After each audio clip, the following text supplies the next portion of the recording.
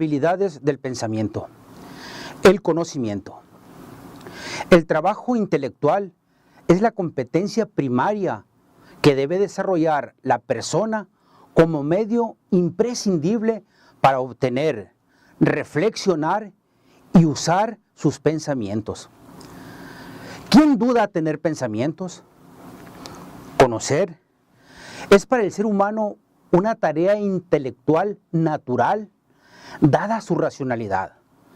Por ser seres inteligentes, todos tenemos ideas, criticamos y sacamos conclusiones en diferentes situaciones o estados de nuestra vida. De aquí, la importancia de actualizar y desarrollar esta facultad intelectiva, para lo cual hemos de exponer en el presente curso los temas siguientes: el conocimiento, el pensamiento, el concepto, las operaciones conceptuadoras, el juicio, el raciocinio, lógica informal, creatividad y hábitos de estudio, procurando que la exposición sea lo más sencilla posible, usando el lenguaje cotidiano y, si es necesario, el uso de algunos términos propios de la asignatura. Se realizará con la explicación previa correspondiente. Si por alguna razón tienes alguna duda o requieres de alguna explicación adicional, no vaciles en preguntar, comunicándote al buzón electrónico siguiente: hector.moreno@ices.edu.mx. El conocimiento.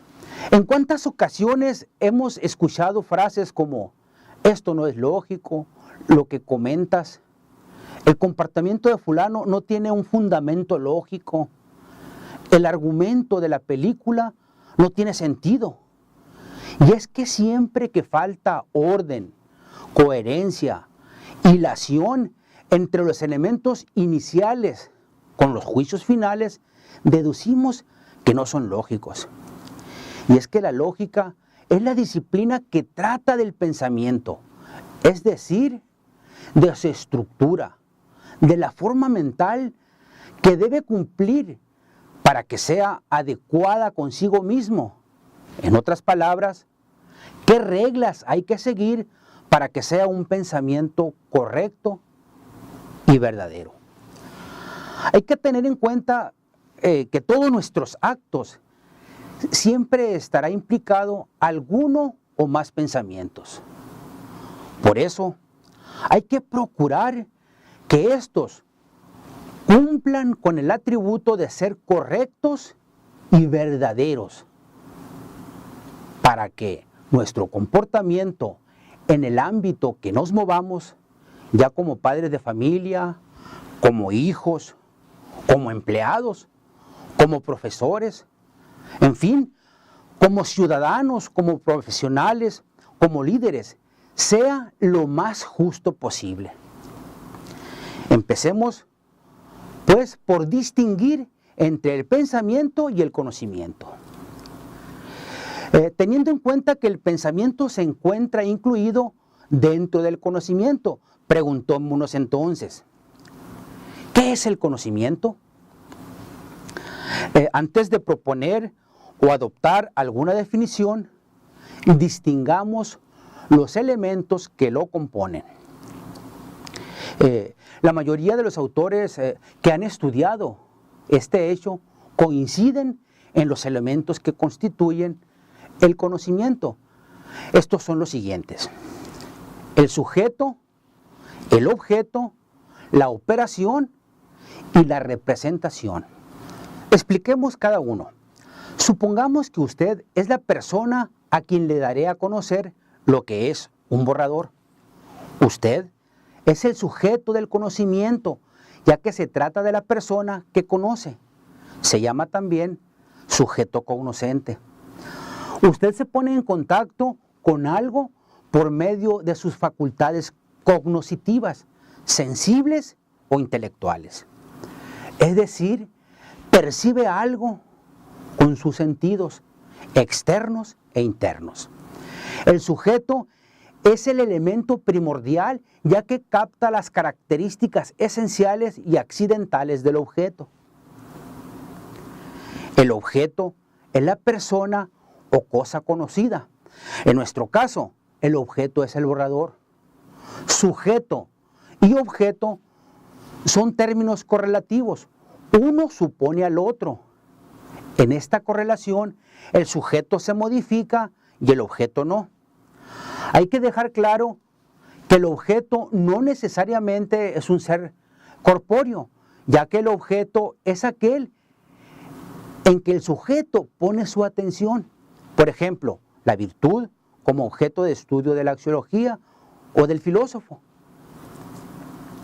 La operación es el acto de conocer, es el proceso psicológico o esfuerzo mental casi instantáneo que pone en contacto al objeto con el sujeto y trae como resultado la representación. En nuestro ejemplo, usted, sujeto cognoscente, se pone en contacto con el borrador, objeto cognoscible, y realiza en esta correlación sujeto-objeto una serie de esfuerzos mentales, conscientes o inconscientes, que pone a funcionar todos los sentidos y con esa información el intelecto construye la representación interna del objeto, en este caso el borrador. La representación es el contenido intramental captado con la facultad cognoscitiva, que se refiere a un objeto.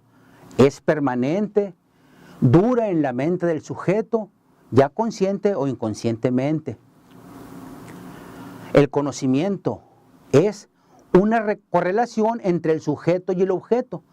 El conocimiento implica todos los elementos que hemos dicho y que lo componen. La representación interna es el resultado del proceso cognoscitivo. Por lo tanto, podemos definir que el conocimiento es la operación por la cual un sujeto obtiene representaciones internas de un objeto. En esta definición, lo que decimos representación interna puede ser de dos tipos, sensible o intelectual. Esta representación intelectual se llama también en el ser humano pensamiento, ya que es producto de la inteligencia. Las representaciones sensibles son captadas por medio de los sentidos. Es captada por el hombre y los animales también. Son singulares o particulares, ya que se refieren a un solo objeto. Atiende a las características accidentales, como son el color, el tamaño, entre otras cosas. Se llaman también imágenes, ya que se reproducen por medio de la imaginación. Las representaciones intelectuales, en cambio, se captan por medio de la inteligencia, captada por el hombre. Son universales, ya que se refiere a todos los seres que tienen las mismas características. Atiende a características esenciales. Se llaman pensamientos. Es importante distinguir entre saber, conocer y pensar. Saber es la acumulación de representaciones. Conocer es captar algo trascendente a la misma mente. Y pensar es combinar las representaciones inmanentes, es decir, internas. El ser humano conoce por medio de sus sentidos. Estos perciben la realidad, es decir, las cosas u objetos cognoscibles, y con esta información generan una imagen. Por eso se dice que conocemos por medio de imágenes.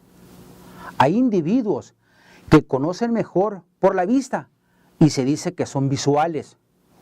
Otros lo hacen mejor por el oído y se dice de ellos que son auditivos, otros por el tacto y se les llama kinestésicos.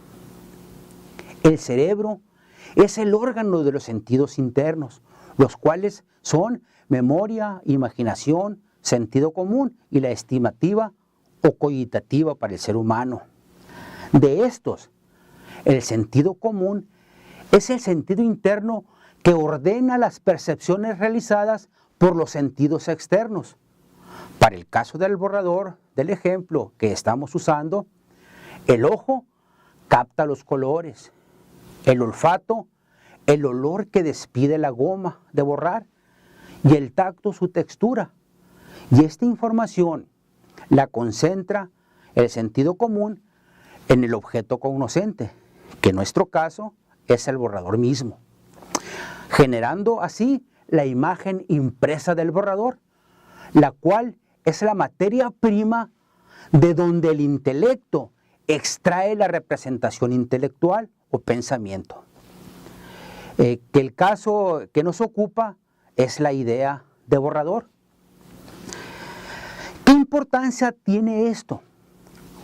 Una vez que sabemos que la operatividad de este fenómeno llamado conocimiento, es importante investigar qué sentido o sentidos son los dominantes en nuestro proceso cognitivo para poder aprovecharlos mejor y sobre todo procurar desarrollar la percepción de aquellos sentidos que nos impresionan menos y con esto poder cultivar nuestra sensibilidad para mayor aprovechamiento a la hora de conocer.